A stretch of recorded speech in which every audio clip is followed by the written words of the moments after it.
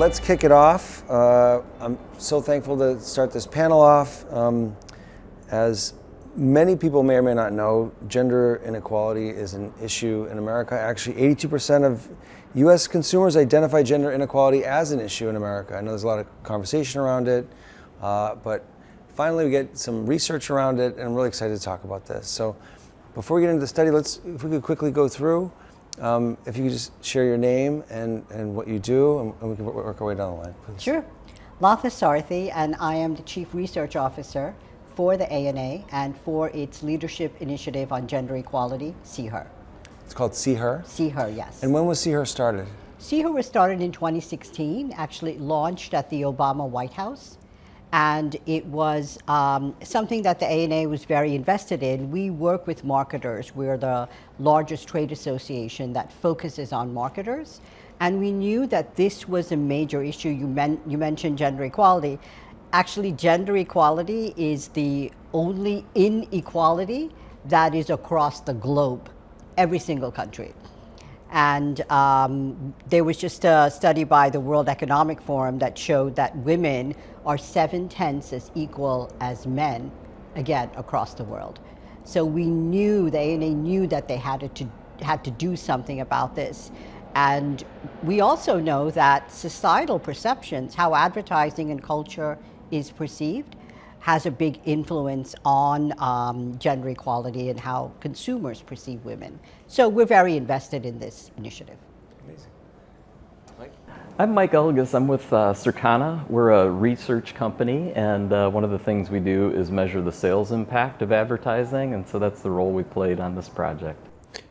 And Leslie? And I'm Leslie Wood. I'm the Chief Research Officer at iSpot, and we contributed the data to Circana and the ANA to actually look at the impressions that were delivered and to help facilitate the ability to do a lift study. So looking at the ads. The ads. So let's talk about the study.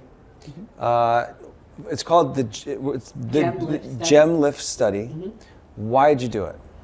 So SeeHer had started measuring ads back in 2016. And we saw that when consumers felt that the women were portrayed accurately and authentically, there was a higher GEM score. It's the methodology we use to understand consumer bias to gender portrayals. So that was great. But we knew for marketers, it had to also show growth. And that's why we invested in the GEM Lift study, going back with Circana from the beginning. We started this in 2019. That's right. So we really wanted to understand, okay, consumers are reacting positively. How does it impact their purchase behavior? And we saw that there was a significant lift. So we continued that year over year. The first time we did several brands, there was actually a 5x increase in sales from those consumers that saw ads with high GEM scores versus lower GEM scores. So let's back up. What exactly is a GEM score? Okay, that would be a great place to start, yes. So GEM is an acronym for the Gender Equality Measure. It was something that SeeHer spearheaded, and we worked with a research company called ABX to develop this score. And it's actually 4 questions that consumers are asked when they see an ad. How do they feel the women are presented? Is it respectful? Is it appropriate? And can they be seen as role models? So the consumers will answer these questions. We aggregate those responses into what we call a score or an index, and we can see if the ads are above or below that index. So we are always looking for ads, and we're trying to get advertisers to create ads that are above the score. But it's that differential that we're measuring in this particular study to see what's driving sales. So how would you even start to approach that if you're in Circana? How do you measure the sales lift of something that intricate? Yeah, so, of course it starts with kind of an attitudinal view of how do people react to the creative, but then we wanted to go a step farther and see, did it actually change their purchase behavior? So what our company is able to do is take purchase and connect it to who was exposed to an ad, and then we can look at a baseline and people that were exposed to see, is there a change in behavior? And in this case, there clearly was statistically significant, big impact of what people bought based on seeing ads that were relevant and appropriate. So so let me get this right. The higher the GEM score, the higher the outcome. Is that Yes. a correct finding? Yes, that was the finding from this study for the set of ads that we measured. But we know the higher the outcome is in terms of other metrics as well, brand health and other things. But for this, where we had a subset of ads, we definitely saw the increase in sales. Leslie, you recently became the first woman to win the highest award in measurement known. What brought you to this? Why did you get involved here? Why did you bring iSpot and Marshall Resources to do this? Well, SeeHer has been important for as soon as it actually launched. Shelley Zalis was part of that launch, and I've respected her for a long time and said, wow, I'd really like to do a study. And actually, when I was at NCS, I offered to do it, and you already were doing it.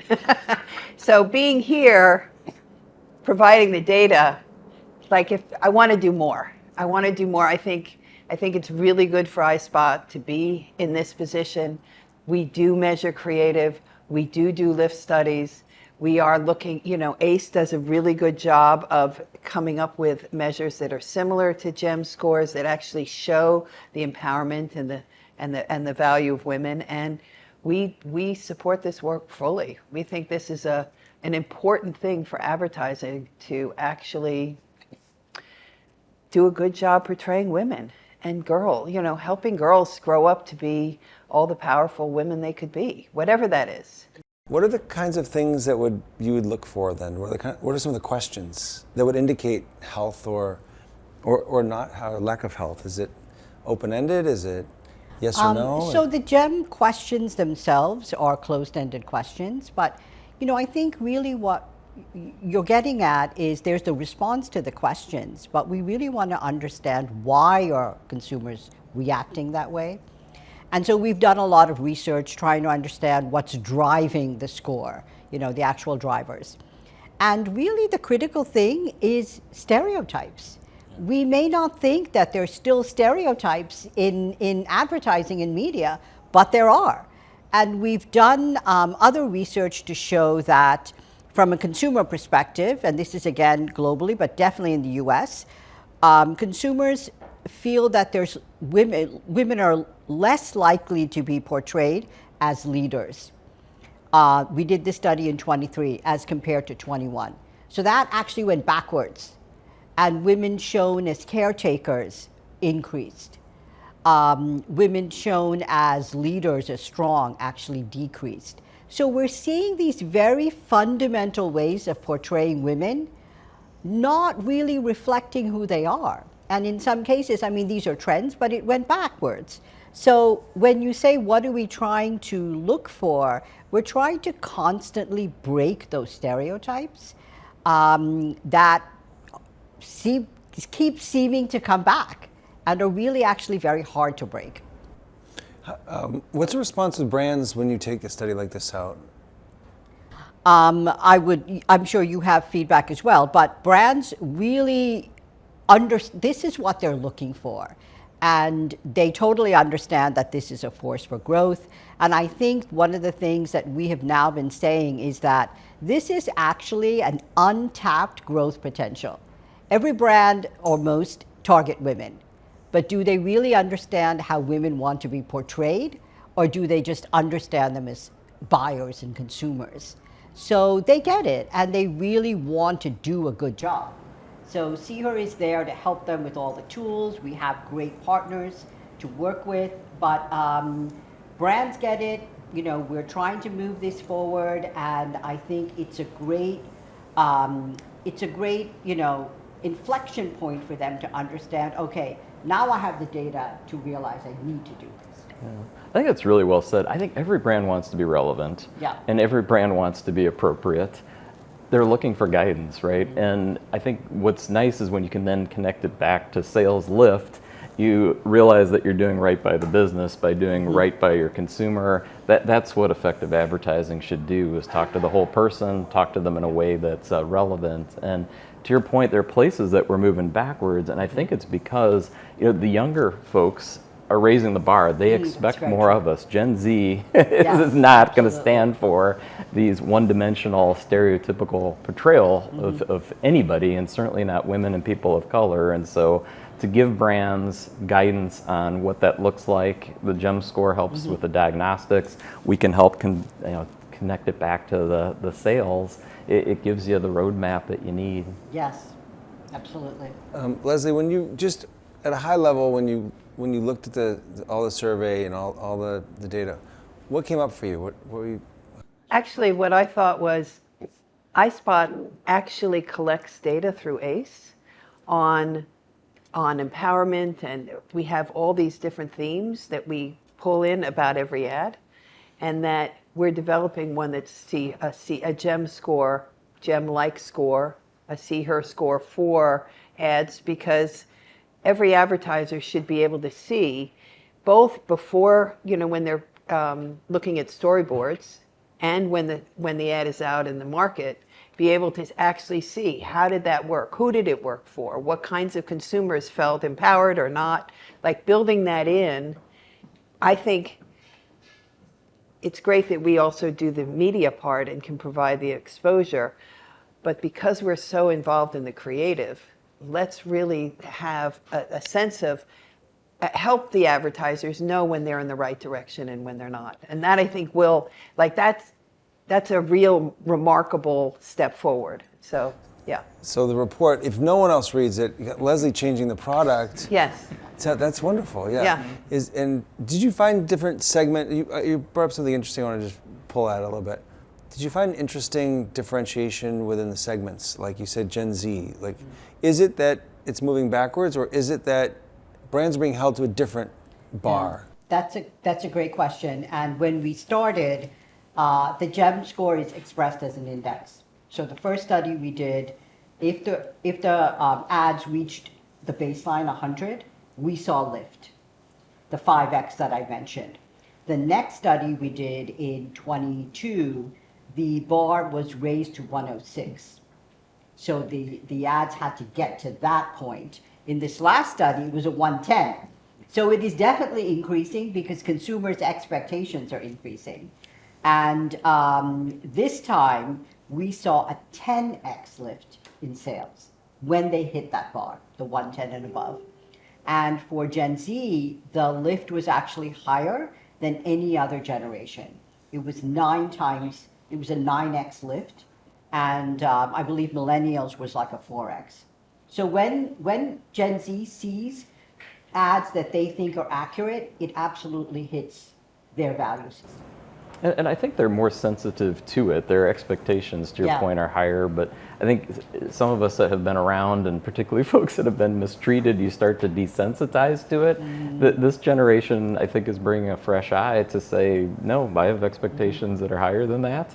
And they pay attention, I think, in a way that's different. And I think it's making all of us pay attention in a different way and say, is that representational of the women in my life, right? I have a daughter. Would I want my daughter to look at this and say, I can relate to this because it's the way I think about my role in the world. And so, Leslie, as you talk about like the segmentations of it, what do you mean? Would you like start to benchmark people in this city or people in this demography, or like that granularly, or more broadly, like? I think, well, in ACE, I think we try not to go that granular. And I think it's really on the lift side, that you say, what's the outcome? How much, is there enough data to really look at all the pieces?